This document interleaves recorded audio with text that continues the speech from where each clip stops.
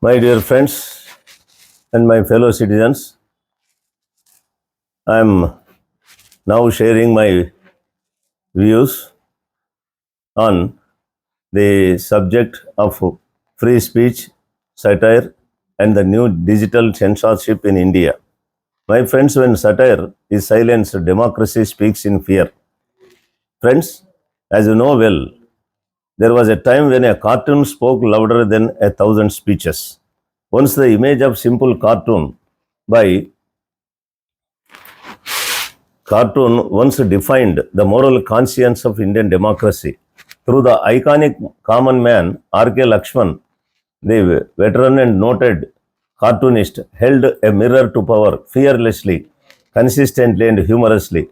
His cartoons spared no one, not even Jawaharlal Nehru. At criticism was not met with censorship, but with reflection. Even during the tenure of Indira Gandhi, the satire, though uncomfortable, was rarely extinguished altogether. Political leadership, despite its disagreements, understood that dissent was intrinsic to the democracy. The understanding now appears to be eroding and slowly fading away. My friends, the recent blocking of a viral Instagram reel satirizing Prime Minister Narendra Modi depicting his style of greeting foreign dignitaries has reignited concerns over digital censorship. As visible in the notice, access was restricted in India pursuant to a government request under the provisions linked to Section 79 of Information Technology Act.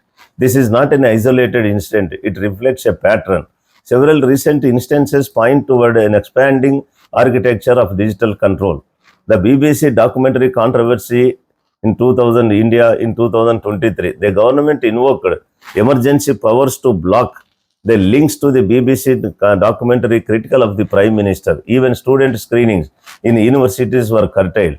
Then the farmers' protest in social media restriction 2021. During the protest, numerous Twitter accounts of journalists, activists, and organizations were withheld in India following government directives. Then several accounts, including those of political commentators and civil society voices, were blocked, citing legal compliance obligations. Then the Information Technology Intermediary Guidelines and Digital Media Ethics Code Rules 2021. These rules significantly expanded government oversight over digital platforms, including traceability requirements and takedown compliance mechanisms. Then the Digital Personal Data Protection Act 2023, though aimed at privacy protection, concerns remain about its potential intersection with surveillance and content regulation frameworks. India's constitution guarantees freedom of speech. My friends, under freedom of speech under Article 19(1)(a), subject to only to reasonable restrictions under Article 19, subclass 2.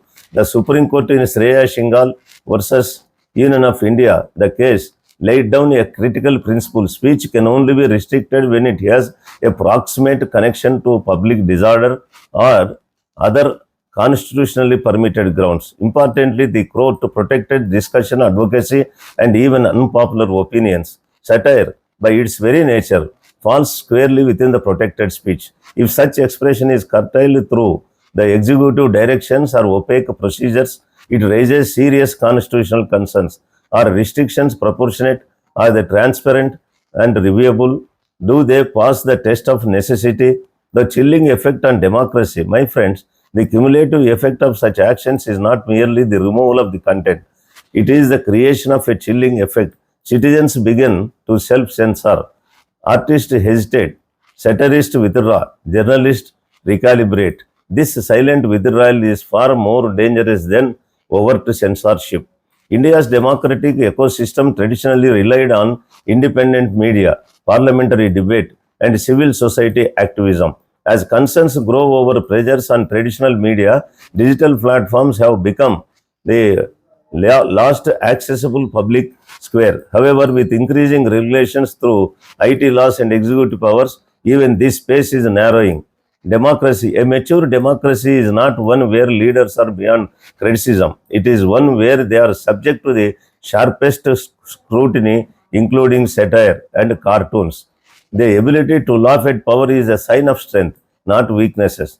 When the satire is perceived as a threat, governance risks becomes intolerant, authority risks becoming unquestionable, and democracy risks becoming procedural rather than participatory. India stands at a critical constitutional moment.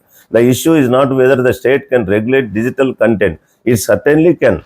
The issue is whether such regulations preserves the constitutional freedoms, respects judicial principles, avoid arbitrariness, and ensures accountability. So, what is the way forward for this, my friends? To restore the balance, the transparent disclosure of takedown orders, independent oversight mechanisms, judicial review of censorship actions, explicit protection of satire and political commentary, and finally, the strict adherence to the proportionality doctrine. These are the essential things that we have to take for maintaining balance or restoring the balance.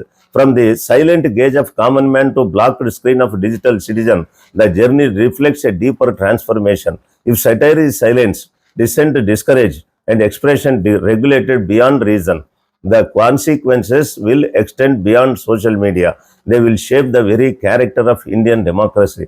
The question is simple yet profound. Can a democracy truly thrive if its citizens are allowed to vote but not to laugh, question, or dissent? So, this is the time that we must protect the constitutional democracy and the personal liberty and freedom of expression. Thank you. Thank you very much.